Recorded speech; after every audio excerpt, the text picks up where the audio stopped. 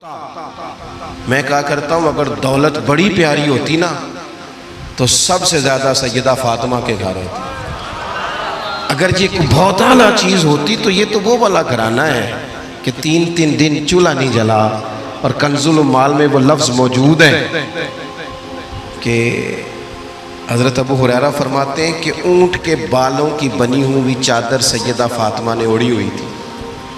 اونٹ کے بالوں کی بنی ہوئی چادر، اور وہ چکی پیس رہی تھی، چکی چلا رہی تھی. کہتے حضور نے دیکھا تو نبی پاک کی آنکھوں میں آنسو ضرور آئے. اور پتہ محبوب نے کیا فرمایا؟ یہ کنز المال میں موجود ہے. محبوب فرمانے لگے شہزادی دنیا میں تھوڑی سی تکلیف برداشت کرو، آخرت کی ساری عزتیں اللہ تمہیں ہی عطا فرمائے. سبحان اللہ. یہ تھوڑی دشواری ہے. یہاں ہر بندے کی بیٹی دکھی نہیں، جس کو بھی پوچھ لیں دکھی ہے، جس سے بھی پوچھ لیں. حضرت جی دعا کرنا، پیر صاحب دعا کرنا، مفتی صاحب دعا کرنا، بزرگوں دعا کرنا. کیوں جی؟ بیٹی بڑی تکلیف میں. کیوں جی؟ کہتے سسرال والے کام بڑا کراتے ہیں. چکی پیستی ہے، لیپا پوتی کرتی ہے، اس کے ہاتھوں میں چھالے پڑ جاتے ہیں. ایسا ہوتا ہے کہ ستو کبھی آ جائیں تو پھر سارا دن ان ستووں پہ ہی گزر جائے. کبھی ایسا ہوتا ہے کہ تین دن روزے رکھے جائیں اور ایک کھجور اور ایک پانی ملے افطار سحر کے وقت. یوں بھی کبھی وقت گزارا ہے. اور میرے عزیزوں یاد رکھنا، ہم نے جو مزاج اختیار کر لیا ہے نا اس وقت، یہ جو پوری دنیا میں گاڑیاں بھاگ رہی ہیں، ملک سے باہر لوگ جا رہے ہیں، دولتیں جمع ہو رہی ہیں، یہ ضروریات کا رٹا نہیں، یہ ضروریات نہیں، یہ خواہشات ہیں. ضروریات تو پوری ہو رہی تھی لیکن وہ جو خواہشات کی تکمیل تھی، وہ جو پڑوسیوں کی بڑی کار ہمیں پریشان کر رہی تھی، وہ جو گھر کے سامنے ایک پلاٹ تھا اور دل کر رہا تھا حویلی نہ بنا لوں، وہ جو ٹینشنیں تھیں انہوں نے بہت بھگایا، لوگوں کو تھکا دیا. نظریاتی زندگی، اور نظریاتی زندگی میں کچھ کرنے کا عہد، کچھ ارادہ کیا جائے کچھ کام کرنے کا. دیکھو سارے لوگ ساری ڈیوٹیاں تو نہیں کر سکتے. میں یہ مائک اپریٹ نہیں کر سکتا، تو پھر میرا خیال ہے مجھے اس بندے کی بھی قدر کرنی چاہیے جو اسے چلا سکتا ہے. جو کام میں گاڑی میں سفر کرتا رہتا ہوں، وہ کہاں گھوم آتے ہیں تو میں تو سو جاتا ہوں کئی دفعہ گاڑی میں، لیکن ڈرائیور کو لوگ ڈرائیور کہہ کے ہی پکارتے ہیں، حالانکہ تو سویا ہوا تھا، وہ تو جاگ رہا تھا. اس کی اہمیت کو سمجھنا چاہیے. ہم نہ زندگی میں کوئی بھی کام کریں، ایک تو کام کریں اور جو ایک کریں زندگی میں، لیکن ذرا سونا کر کے کریں. کوئی ایک مقصد بنا لیں، کوئی ایک مقصد ہو، کوئی ارادہ ہو، کوئی پروگرام ہو. نہ سمجھ آئے تو بخاری میں حدیث موجود ہے، ایک بوڑھی اماں حضور کی مسجد میں جھاڑو دیتی تھی. اور چلو کچھ کرتی تو تھی نا یار. اور دیکھو سعادت، جھاڑو وہاں دیتی ہے جہاں 70,000 فرشتے سویرے آتے ہیں، 70 شام آتے ہیں. سبحان اللہ. سبحان اللہ. حضور کی مسجد شریف میں جھاڑو دیتی ہے خاتون. ہمارے ہاں تو خیر امام خطیب کی بھی کوئی قدر نہیں ہوتی، کوئی نہیں ہوتی. امام کبھی کو مشورہ دے لے تو کہتے ہیں اسلام زیادہ دیتا ہے، مولوی نواں لے آؤ، مشورے زیادہ دیتا ہے، اس کو چینج کرو. اور مسجد کے خادم کی کوئی حیثیت، لیکن جو مسجد میں جھاڑو دینے کی فضیلت ہے نا، حضرت بابا فرید صاحب سے جب کو بندہ کہتا تھا نا دل بڑا پریشان ہے، تو بابا صاحب کہتے تھے مسجد میں جھاڑو دیا کر، اللہ سکون عطا کرے گا. سبحان اللہ. سبحان اللہ. مائک میں نہ بولے جی، سنے بات. مسجد میں جھاڑو دیا کر. اٹھ نہ فریدہ ستیا تے خلقت ویکھن جا، تے متے کوئی مل جائی بخشیا تے چل تم ہی بخشیا جا. اٹھ نہ فریدہ ستیا تے جھاڑو دے مسیت، اوے تو ستا ہے تے رب تے جاگدا ہے، تیری ڈاڈے نال پرید. اٹھ نہ کچھ کر. وہ خاتون چلو کوئی کام تو کرتی تھی نا. دیکھو نا گلی سے گزرتے ہیں لوگ، اب وہاں کھڈا ہے، سب کا موٹر سائیکل گاڑی سب تنگ ہوتے ہیں. جو بندہ ابھی گزر رہا ہے نا روڈ پہ، وہ تبصرہ کر رہا ہے کہ دیکھو بلدیہ والے صحیح نہیں کراتے. تبصرہ جو سارے کرتے ہیں، ایک کئی تے ایک دا بڑا، 2 بندے درکار ہیں، رستہ ٹھیک ہو جاتا ہے. پر اتنی محنت کرنے کو کوئی تیار ہے، کیونکہ ہمارے ملک میں جو شے سب سے عام ہے وہ تبصرہ ہے. تبصرہ کرو صبح و شام جتنا ممکن ہے، تبصرے کرو، ڈیوٹی یہی ہے ہماری. وہ خاتون مسجد شریف میں جھاڑو دیتی تھی، کوئی زندگی کا مقصد تو بنایا، کوئی نظریہ تو ہے. صحابہ نماز پڑھ کے چلے جاتے، خاتون جھاڑو لیتی، حضور کی مسجد شریف میں جھاڑو دیتی. بیمار ہو گئی، قربان جائے۔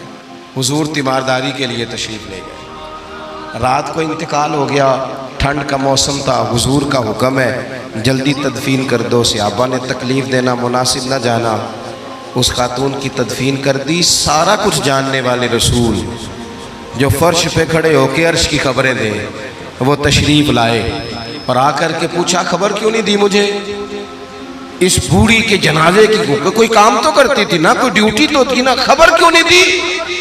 ویسے تو وارث جنازہ پڑھ لے تو دوسرا جنازہ جائز نہیں، وارثوں نے نہ پڑھا ہو تو دوسرا جنازہ پڑھا جا سکتا ہے، حضور تو خود وارث ہے نا ساری امت کے۔ ہائے ہائے بے شک تو بے رسول شک، کریم قبر پہ کھڑے ہو کے فرمانے لگے صفے بناؤ میں دوبارہ جنازہ پڑھاؤں گا، سبحان اللہ، میں دوبارہ جنازہ پڑھاؤں گا۔ کیوں؟ زندگی میں کوئی خدمات تو ہے نا، کوئی ڈیوٹی تو ہے نا۔ پہلے تو ہم کچھ کرتے نہیں، اور اگر کرتے بھی ہیں تو صرف دوسروں کا دھیان ہی رکھتے ہیں، دوسروں پر توجہ ہوتی ہے کہ فلانا فلانا۔ بھئی آپ اپنا کام کریں، کچھ زندگی میں کر گزریں، کوئی ڈیوٹی کریں۔ اگر زندگی نظریاتی ہوگی، دیکھو ڈھیر سارے لوگ ہوتے ہیں، نام میرا ہی شاید آئے گا کہ مدرسہ انہوں نے بنایا ہے، مسجد انہوں نے بنائی، میرا ہی نام آئے گا اگر کہیں میں بناؤں گا، لیکن زمین دینے والے کا بھی ایک کردار ہوتا ہے، اس میں نقشہ نویس کا بھی ایک کردار ہوتا ہے، اس میں ایک اینٹ خرچ کرنے والے کا بھی کردار ہوتا ہے۔ پھر وہ کام ختم نہیں ہوتا، سریا وہ لینٹر ڈالنے والے جو ہوتے ہیں ان میں جو سریا باندھنے والا ہے وہ بھی ایک قیمتی کردار رکھتا ہے۔ پھر کہتے ہیں الیکٹریشین کو بھی بلاؤ، پھر یہاں بھی کام ختم نہیں ہوتا، پھر اور اس کے گرد ڈھیر سارے لوازمات ہیں۔ جو بندہ جو کردار ادا کر، عالم اگر کتاب لکھ بھی دے تو ہو سکتا ہے کتابت نہ کر سکے، اور اگر کاتب بھی ہو تو ہو سکتا ہے اسے پبلش نہ کر سکے۔ تو یہ کچھ نہ کچھ خدمات، کچھ نہ کچھ ڈیوٹیاں۔ حضرت مولا علی شیر خدا نے چھوٹی عمر میں کہا تھا یا رسول اللہ دین کی مدد بھی کروں گا، آپ کی حفاظت بھی کروں گا۔ 63 سال عمر پائی اور ہر میدان میں اگلی صفوں میں، ہر میدان میں اگلی صفوں میں، ہر میدان میں اگلی۔ حضور سے وعدہ کیا تھا یا رسول اللہ ڈیوٹی کریں گے، خدمت کریں گے۔ ہمارے ہاں یہاں تو منصوبہ بندی ہو رہی ہے، امام غزالی سے آ کے کسی نے کہا حضور کو بندہ مخلص ملتا ہی نہیں، یہ بھی غلط ہو گیا وہ بھی غلط ہو گیا، تو امام صاحب فرمانے لگے چل تو ہی مخلص ہو جا، تیری شکل میں تو کچھ لوگوں کو مخلص بندہ مل جائے، تو کچھ کر تو صحیح نہ صرف تبصرے۔ حضرت مولا کائنات نے عمر مبارک ساری دین کی خدمت میں لگائی، تو جب 63 سال کی عمر میں خنجر لگانا تو لوگ تو کہتے ہیں نا میرے پتر کا دھیان رکھنا اور میرے بچوں کا خیال کرنا اور فلانی ڈیوٹی کرنا۔ تو جب خنجر لگا تو حضرت علی کیا کہہ رہے تھے؟ فرما رہے تھے مجھے کعبے کے رب کی قسم علی تو کامیاب ہو گیا ہے، یہ دیکھو پانی پرن سہیلیاں تے رنگا رنگ کڑے تے پریا تے اس دا جانیے نا جس دا توڑ چڑھے۔ فرمایا دیکھو میں نے کوئی ارادہ کیا تھا، آج میں کامیاب ہوا۔ باتیں زیادہ نہیں کرنی، بس ختم کرتا ہوں۔ جب یوں نظریاتی زندگی ہوتی ہے نا، نظریاتی، پھر بندہ تھوڑی سی تکلیف بھی سہ لیتا ہے۔ کوئی کام کر رہا ہے نا بندہ، صحیح بخاری میں حدیث ہے، ایک خاتون نے آ کے عرض کیا تھا یا رسول اللہ صلی اللہ علیہ وسلم مجھے مرگی کا مرض ہے، بڑی تکلیف میں ہوں۔ اللہ کے محبوب علیہ السلام سب کے لیے دعا کرتے، بلکہ حضور تو دست شفا پھیرتے تو اللہ کرم فرما دیتا، لیکن نبی پاک صلی اللہ علیہ وسلم کی خدمت میں عرض کی یا رسول اللہ صلی اللہ علیہ وسلم مرگی ہے۔ تو آج حضور نے انوکھی بات کی، وہ پیچھے صاحبزادہ بشیر صاحب تشریف لائیں، آگے تشریف لے آئیں جی۔ نبی پاک صلی اللہ علیہ وسلم نے نا جی آج نظریہ سمجھایا، توجہ ہے آپ دوستوں کی میری بات پر۔ حضور فرمانے لگے اگر تو کہے تو میں دعا کرتا ہوں اللہ شفا دے دے گا،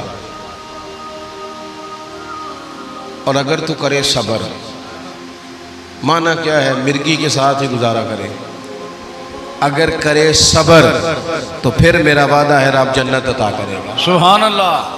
ویسے ہم پیر صاحب کے پاس، سید صاحب کے پاس، بزرگوں کے پاس جائیں، پیر صاحب ہمیں کہیں کہ گوڑا ٹھیک کرانا ہے درد کے یہاں جنت چاہیے، ساڑھا کی جواب ہے اے گوڑے دا کچھ کرو نا جی، یہ سون نہیں دینا، یہی جواب ہے نا۔ لیکن نظریاتی لوگ نظریاتی ہوتے ہیں۔ نبی پاک صلی اللہ علیہ وسلم نے فرمایا کہ تو بتا، اگر تو کہے تو دعا کرتا ہوں اللہ شفا دے دے گا، اور اگر صبر کرے تو پھر تیرے لیے جنت ہے۔ اس خاتون نے ایک منٹ نہیں لگایا سوچنے پہ، یہ نظریاتی لوگ ہوتے ہیں۔ عرض کی یا رسول اللہ آپ دعا کر دیں رب مجھے جنتی عطا کرے۔ سبحان اللہ، کیا مطلب کہ میں گزارا کر لوں گی مرغی کے ساتھ، صبر کر لوں، مجھے اللہ جنت دے۔ حضور نے دعا کر دی۔ خاتون عرض کرنے لگی حضور جب مرغی ہوتی ہے تو جسم سے کپڑا ہٹ جاتا ہے، حیا آتی ہے، خاتون ہوں، عورت ہوں، تکلیف محسوس کرتی ہوں۔ محبوب نے دعا کر دی۔ صحابہ کہتے ہیں جتنی بھی مرغی ہوتی تھی اس کے کپڑے نہیں جسم سے ہٹتے تھے، جتنی مرضی بھی ہو کپڑا قائم رہتا تھا۔ دیر تک وہ بوڑھی اماں زندہ رہیں۔ خواتین ایک دوسرے سے کہا کرتی تھی کسی نے جنتی دیکھنی ہے تو اس بی بی کو دیکھو، اسے دنیا میں حضور نے جنت کی بشارت عطا سبحان اللہ، سبحان اللہ۔ نظریہ ہوتا ہے، نظریہ۔ ویسے آنا جانا، تصویریں بنانا، گھومنا پھرنا، پلاننگ کرنا چلتا رہتا ہے، لیکن جو نظریاتی لوگ ہوتے ہیں انہیں ذرا تھکاوٹ بھی تھوڑی ہوتی ہے۔ نظریے کے لیے کام کر رہے ہیں نا، وہ بھاگتے ہیں، ان کا بھاگنا انہیں تھکاتا نہیں۔ جب آپ نظریاتی ہیں تو صبح قیامت پہ نظریاتی اور غیر نظریاتی لوگوں کا نتیجہ کیا ہے؟ یوم نحشر المتقین الی الرحمن وفدا۔ اللہ فرماتے ہیں یہ جو متقی ہوں گے نا انہیں رب کی بارگاہ میں پیش کیا جائے گا قیامت میں، پر مہمان بنا کے پیش کیا جائے گا۔ ان کا میزبان رب ہوگا، چونکہ انہوں نے زندگی تقوی میں گزاری، محتاط وقت گزارا۔ وَنُسُوقُ الْمُجْرِمِينَ إِلَىٰ جَهَنَّمَ وِرْدًا۔ اور یہ جو مجرم ہیں انہوں نے جرم کیے، من پسند زندگی گزاری، فرمایا انہیں پیاسے ہانک کے دوزخ میں پھینک دیا جائے، پیاسے ہانکے جائیں گے جہنم کی طرف۔ اپنی زندگی میں کچھ ارادہ کریں۔ دیکھیں دھوپ چھاؤں آئے گی، وہ ہمارے یہاں کچھ لوگ کہتے ہیں دکھی بڑے ہیں جی، ہنسے کیسے؟ تو میں کہا کرتا ہوں کہ اتنی تکلیفیں کسی کو نہیں آئیں جتنی حضور کو آئی ہیں۔ پر آپ فرمان پڑھیں، حضرت حارث بن عبداللہ کہتے ہیں میں نے تو مدینے والے محبوب کو جب بھی دیکھا ہے مسکراتے دیکھا ہے۔ سارے کام 7 سال چلتے ہیں لیکن اپنی زندگی میں کوئی مقصد ہونا۔ یہ جن بزرگوں کے ہم آراس میں آتے ہیں نا، انہوں نے کوئی مقصد حیات بنایا۔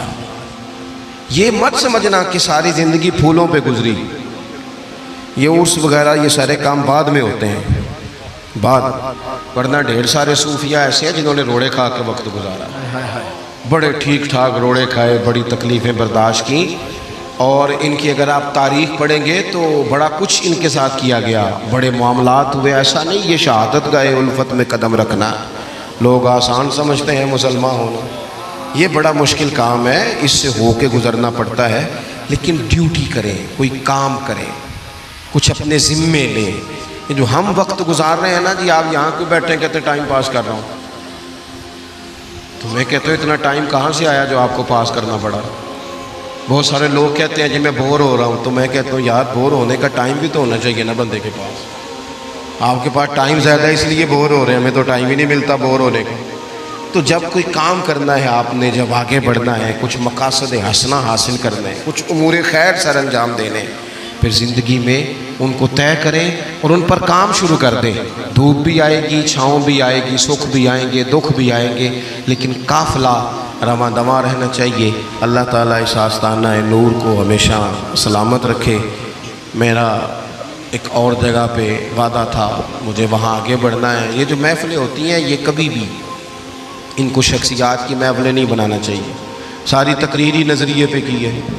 محفلیں تو حضور کے نام کی، کوئی آئے گا کوئی جائے گا، یہ تو سلسلہ چلتا رہتا ہے، اس میں کبھی بھی یہ فوکس نہ کریں۔ آپ حضرت کے لیے آئے ہیں، بزرگوں کے لیے آئے ہیں۔ میں نے جب وعدہ کیا تھا تبھی گزارش کی تھی کہ مجھے اتنے کو بجے آپ موقع دے دیں تاکہ مجھے آگے بڑھنا ہے۔ کسی دوست کو اٹھنے کی ضرورت نہیں، بزرگ بیٹھے ہیں، سادات بیٹھے ہیں، یہ ٹھیک نہیں ہوتا، اچھا نہیں ہوتا۔ اطمینان سے بیٹھے آپ لوگ، صرف وہ 2-4 ایک سنگی جو میرے ساتھ ہیں وہ تشریف لے جائیں گے، باقی مرتب پروگرام ہے وہ اپنی ترتیب سے آگے بڑھے گا۔ آخر دعوانا